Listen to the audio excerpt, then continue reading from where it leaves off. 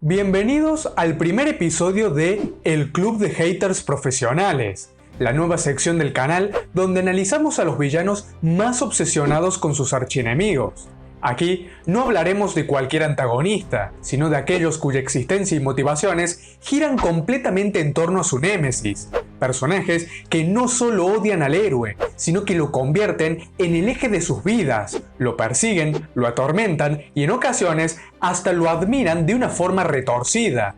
Si vieron el video que hice sobre Lex Luthor, podrían considerarlo algo así como el capítulo 0 de esta serie, ya que analizamos cómo el multimillonario obsesionado con Superman ha dedicado toda su existencia a intentar destruirlo. Pero hoy comenzaremos oficialmente con el villano más icónico y aterrador del mundo de Spider-Man, Norman Osborn, o también conocido como el Duende Verde. In a world without Superman,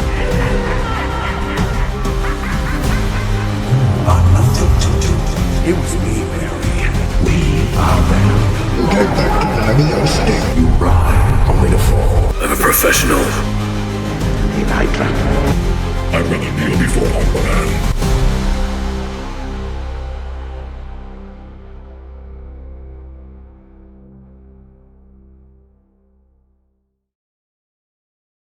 Desde su primera aparición en el número 14 de The Amazing Spider-Man en 1964, creado por Stan Lee y Steve Ditko, Norman Osborn se convirtió en el enemigo más personal de Peter Parker.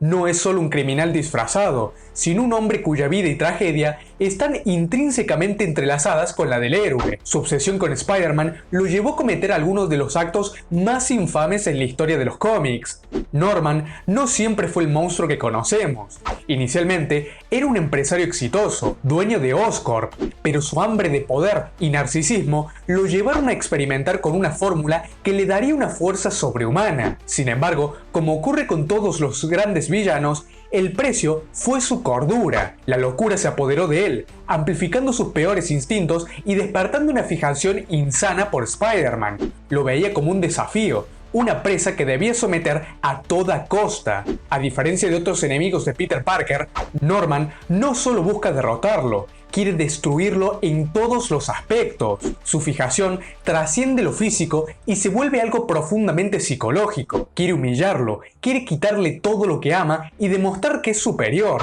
En muchos sentidos, Osborn se ve a sí mismo como un padre oscuro para Peter, alguien que debe enseñarle una lección sobre el sufrimiento y la pérdida. Esto queda claro en la historia más impactante de su relación, la noche en la que Gwen Stacy murió. Norman secuestra a Gwen, el gran amor de Peter, y la arroja desde el puente George Washington. Aunque Peter intenta salvarla, el impacto de su telaraña le quiebra el cuello, matándola en el acto. Es un momento definitorio que no solo destruye a Spider-Man emocionalmente, sino que marca el verdadero triunfo del Duende Verde. En el cine, Willem Dafoe llevó a Norman Osborn a otro nivel.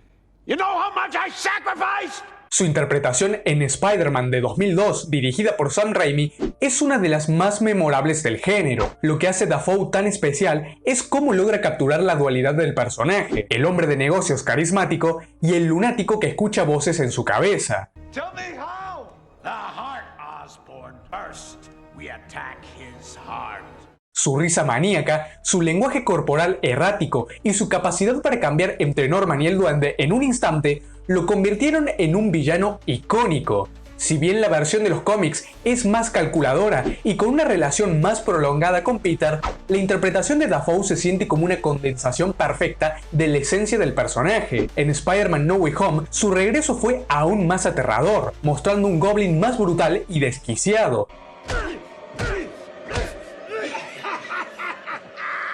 Al igual que en los cómics, Norman destruyó la vida de Peter, matando a la tía May y obligándolo a tomar decisiones que lo cambiarían para siempre. Si bien ambos comparten la esencia de la locura y la obsesión con Spider-Man, hay ciertas diferencias. En los cómics, Norman es un maestro manipulador que juega el juego a largo plazo, mientras que en las películas su locura es más inmediata y explosiva. Además, es presentado como un hombre más noble y con buenas intenciones al principio. Es un científico brillante y un empresario ambicioso, pero no inherentemente malvado. De hecho, se preocupa por su hijo Harry y parece tener una relación genuina con él, aunque sea algo distante. La clave de su transformación está en el suero experimental que prueba en sí mismo. A diferencia de los cómics, donde Norman ya tenía tendencias narcisistas, crueles y manipuladoras antes de convertirse en el duende, la película sugiere que el suero es el catalizador de su locura. Hay una escena fundamental en la que tras la prueba del suero,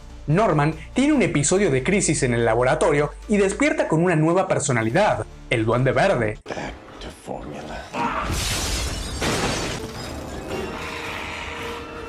Desde entonces, se convierte en una versión dividida de sí mismo, con una voz interior que lo manipula y lo arrastra a la maldad.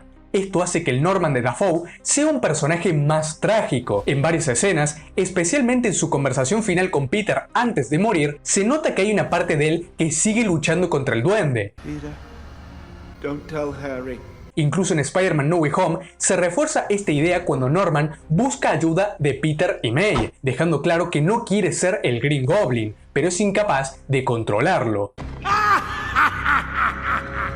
En los cómics, en cambio, Norman nunca fue inocente. Antes de tomar el suero, ya era un hombre cruel, manipulador y sin escrúpulos, dispuesto a hacer lo que fuera necesario con tal de conseguir poder. El suero no lo convirtió en el Duende Verde, solo le dio la fuerza y la locura suficiente para llevar su maldad al siguiente nivel. Y su locura no es tanto un desdoblamiento de identidad, sino una evolución natural de lo que ya era. La diferencia clave es que en las películas, Norman es una víctima de su transformación, mientras que en las historietas, el Duende Verde es la culminación de lo que Norman siempre fue. Si hablamos de sus peores crímenes, la lista es larga. Además de la muerte de Gwen Stacy, Norman ha hecho cosas atroces que lo consolidan como el peor enemigo de Spider-Man. En la saga del clon, jugó con la mente de Peter al hacerle creer que él mismo era un clon, lo que casi lo llevó a retirarse de ser Spider-Man. Durante el Reinado Oscuro, se convirtió en director de Hammer, reemplazando a S.H.I.E.L.D., y utilizó su poder para gobernar con puño de hierro.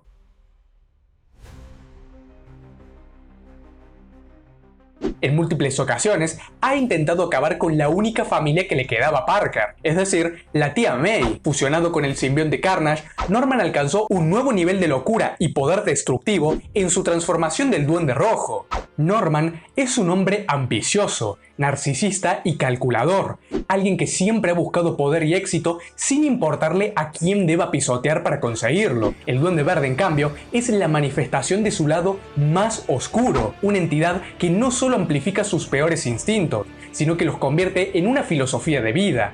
Desde su primera aparición, Norman ha sido un hombre movido por su deseo de control. Su éxito con Oscorp, su intento de manipular a la élite empresarial e incluso su paso por el gobierno en historias como El Reinado Oscuro muestran que es alguien que busca consolidar su dominio sobre los demás. Sin embargo, lo que lo diferencia de otros magnates malvados es que no se detiene en la corrupción corporativa o en la manipulación política. Él quiere destruir a todo aquel que se interponga en su camino de una manera personal, visceral. Y ahí es donde entra el Duende Verde. El suero que lo transformó en el Green Goblin no solo le otorgó fuerza y agilidad, sino que alteró su psique. Lo que antes era una mente calculadora se convirtió en una mente sádica, con una inclinación al caos absoluto. Mientras que Norman es un estratega que disfruta del poder, el Duende Verde es un ente que se deleita en la destrucción.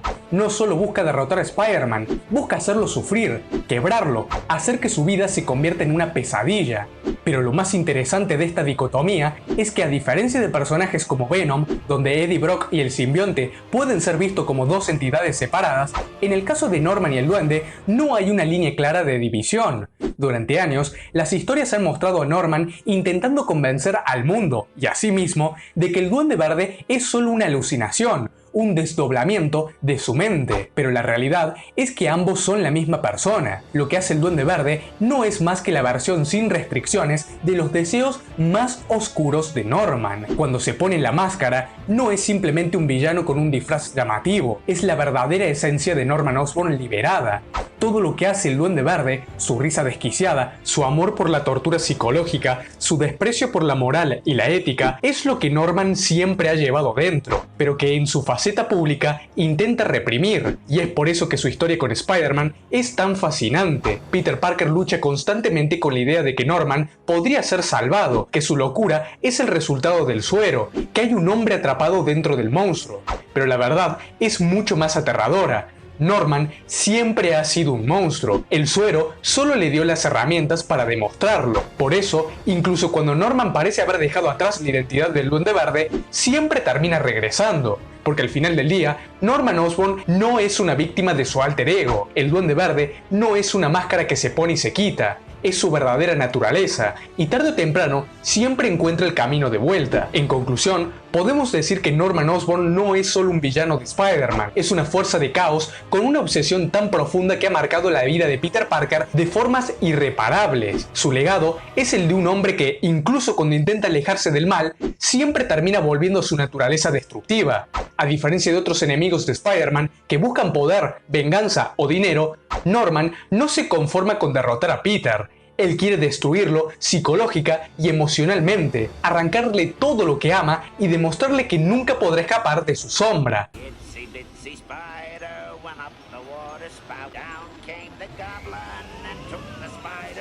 Esta obsesión lo ha llevado a cometer algunas de las mayores atrocidades en las historias de los cómics, desde el asesinato de Gwen Stacy hasta la tortura emocional que ha ejercido sobre Peter durante años. Pero lo más aterrador es que, a diferencia de otros villanos que actúan por impulsos momentáneos o por planes calculados, él es un maestro de la manipulación, capaz de jugar el juego a un muy largo plazo. But the one thing they love more than a hero is to see a hero fail, fall, die trying. In spite of everything you've done for them, eventually they will hate you. Think about it, hero! De sembrar el caos en la vida de Spider-Man cuando menos lo espera. Finish it! Finish it! Incluso cuando no está en la piel del Duende Verde, sigue siendo una amenaza. Ha dirigido Oscorp, ha tomado el control de S.H.I.E.L.D. y ha engañado al mundo haciéndole creer que es un héroe. Pero su verdadero rostro siempre termina saliendo a la luz, porque Norman Osborn no es un hombre que busca redención, es un monstruo que en el fondo disfruta de lo que es. Su relación con Spider-Man no es solo la de un enemigo con su héroe, es algo mucho más enfermizo, más personal. Para Norman, Peter es el único rival digno, la única persona que realmente lo desafía, que lo hace sentir vivo en su interminable juego de persecución y destrucción. Y mientras ambos sigan existiendo, su guerra nunca terminará.